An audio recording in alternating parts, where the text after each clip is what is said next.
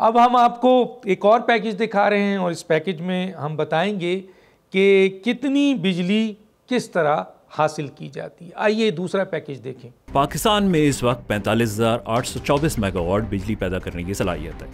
इसमें से 18,053 megawatt 39% public sector, जबकि 27,771 मेगावाट निजी शोबे की पैदावारी सलाहियत है।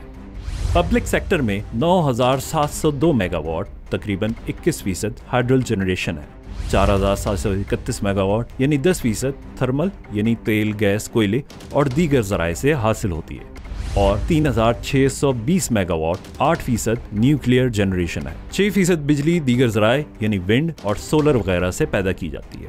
काबिल तजदीद एनर्जी से पैदा होने वाली बिजली और के इलेक्ट्रिक कंपनी के ज़ेर एहतमाम पैदा होने वाली बिजली 2962 मेगावाट है। इसके अलावा 6 से 7% मुख्तलिफ ज़राए से बिजली शामिल है। इस वक्त मेन सोर्स यानी 48% बिजली gas, fuel, liquid fuel, LNG से आती है। 27% आबी बिजली है जो कि हाइड्रल सोर्स तरबेला, मंगला, वार्सिक और दीगर डैम्स के जरिए से पैदा होती है, जबकि हमारी ट्रांसमिशन कैपेसिटी 26,000 मेगावाट है। पैदावारी सलाहियत का दारोमदार सर्दी और गर्मी के हिसाब से बदलता रहता है, और इसी हिसाब से तलब जो कि अंदाजन 25 से 30,000 मेगावाट है, जिसकी ट्रांसमिशन पहले वापडा के जरिए से थी, अब NTDC की लाइंस के जरिए से होती है।